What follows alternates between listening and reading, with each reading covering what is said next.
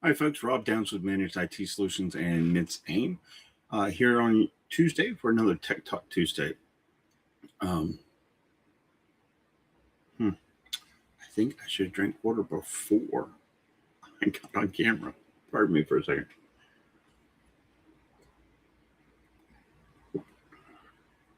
All right. So I've been doing a series on AI in your small business, and you know, is it working for you? Do you know if you have it? You know, type of warning signs, type of thing. Today, I'm going to do a little bit different. Had an issue come up yesterday that kind of torques my screws a wee bit. And so I'm going to do a little bit of a rant. And this rant, of course, is going to be aimed at Microsoft. So last year, Microsoft end of life Windows 10. So if your computer didn't meet the specifications that they required, you could get an extension. It was $61. That's fine and everything. But for the most part, what they wanted people to do was chuck their computers. Computers that are working, right?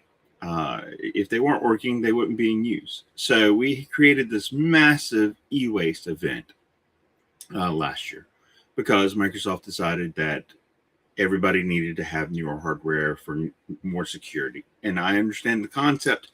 However, that's a lot of recycling, hopefully recycling. Though I'm guessing a lot got chucked into the trash or got chucked to the trash to go to some third world country that they're now dealing with our poisons, right? So, not thrilled about it. Well, what's happened recently is, Microsoft, in their infinite wisdom and security-minded focus, has decided that they're no longer supporting older printer drivers. And so my old faithful Xerox Phaser 6180 MFP that I've had, well, let's be honest, I've had it for 15 plus years at my home office, all of a sudden stopped working. It wasn't available. It showed there, but it didn't have, to get technical for a second, it didn't have a port it could print to. So even though it was there was no communications link between my computer and the printer. No fault of the printer. Printer works fine, has toner, prints without any issues. Not a huge scale printer, but that's why I have it at home. And I realize it's 15 years old, but it still works. Why would I throw it away? Right? It's a printer, right? I don't even use it for the advanced MFP functions, really. I do use the scanning function, but I scan to email. I don't scan to my computer. I guess I could have if I downloaded the software, but I've not done it. So it's not a problem to me. Other people, I'm guessing it would be a problem. But it's not just my printer. It's not just Xerox. It's old printers from Lexmark, from HP, from Zebra, if you do label printing, that are going to stop functioning for people if they haven't already with the latest patches. So, it would have been nice to have gotten a heads up. It would have been nice to have gotten a warning that, my printer is no longer supported and will stop functioning in the next, 12 months would be nice. 6 months would be acceptable.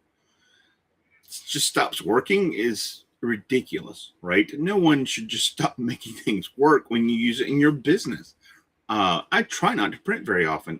Which is why I have a 15 plus year old printer.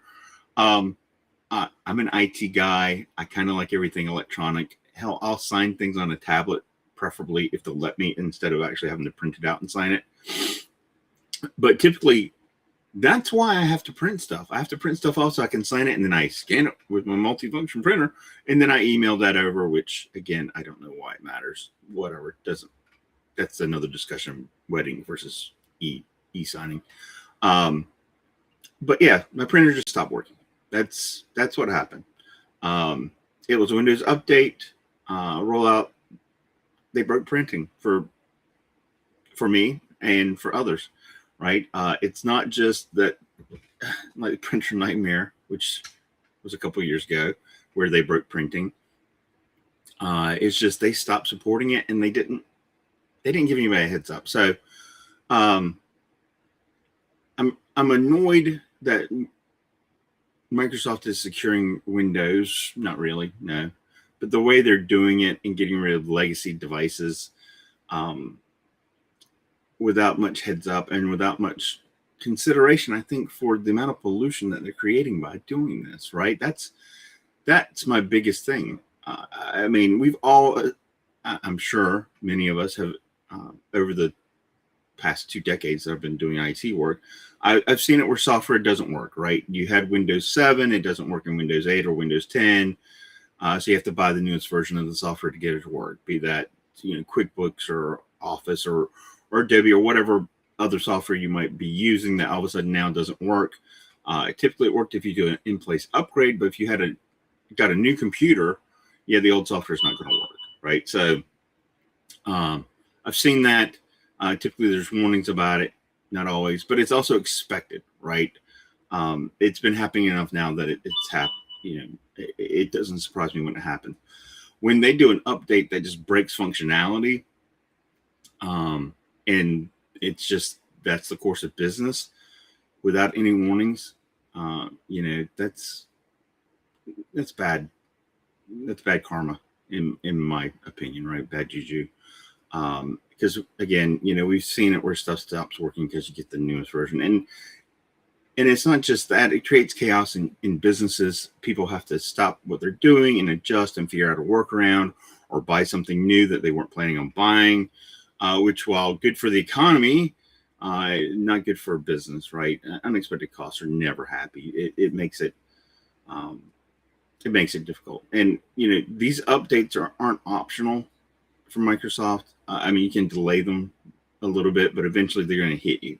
So you're going to get it, right? And as an MSP, with ourselves internally and with our clients, we don't delay updates. We delay them typically by a week or two if it's not a 0-day, which means it's actively in the wild and people are taking advantage of it.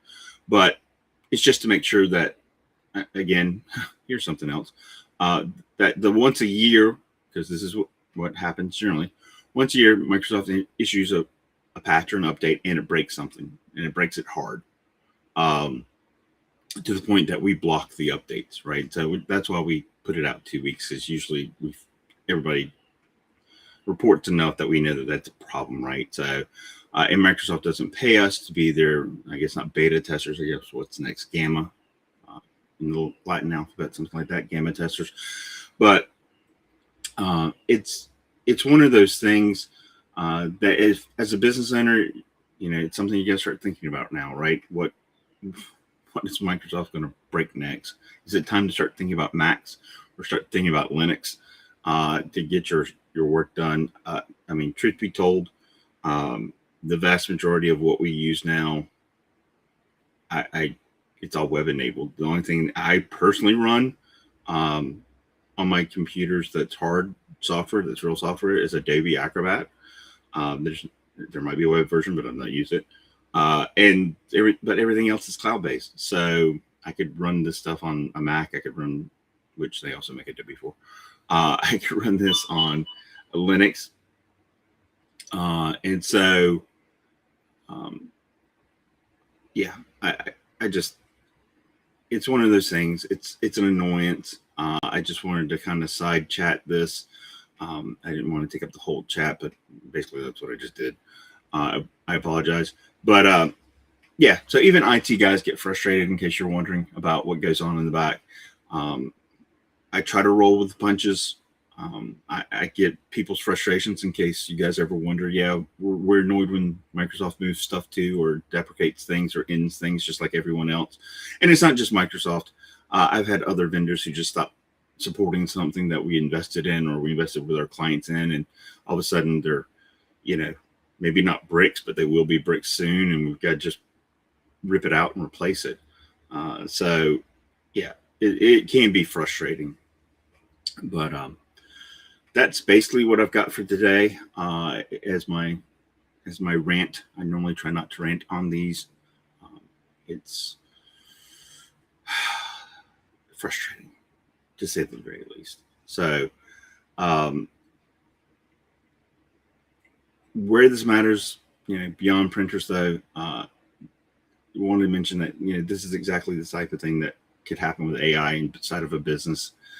If you've got unmanaged tools running rampant, there are silent updates. The way they do things can change overnight. They can change the end user agreement, and what might have once been private is now no longer private, or is private if you opt in, but they don't tell you where to opt in to make it private, right? So this is where policies are going to come in. This is where vigilance of monitoring these things comes in, right? So they can change behaviors. They could break workflows. If you use something like NAN, there's an update. There's every chance that they could end up breaking a workflow, right? So you definitely need to make sure that you're paying attention to these things with AI, just like you would with any other software. Printers failed loudly. I knew exactly. Well, I didn't know why at first, why my printer wasn't working, but I knew it wasn't working. AI fails quietly, right? So again, like the end user agreement could change where you have to opt into privacy, and you wouldn't necessarily know. So that's kind of scary. So keep that in mind, right? Let's see, is there anything else that I really want to discuss? Big thing, like I said, from an AI perspective or other software, you want to control the updates, which we do, right, for our clients. You want to test rollouts. Well, typically we're smaller. We don't do full tests on rollouts, right? Which is why my printer stopped working without me knowing. But with other software, if it touches your business, it's going to need some governance. You need to make sure that you're keeping control, because ultimately it's your business that you need to take care of, right? So simple takeaways. If a printer update can halt your business for a day, what do you think an unmanaged AI tool might be able to do, right? So next week, we'll get back to the series about controlling AI inside your business, utilizing AI inside your business. AI should not become a technical debt. It should be something used deliberately for leverage to increase your productivity of your business, right? So that being said, I'd say aim high, but that's the Air Force. But aim high, work smarter, and cybersecurity starts with you. You guys have a great week, and I look forward to talking to you next week again about AI inside your business.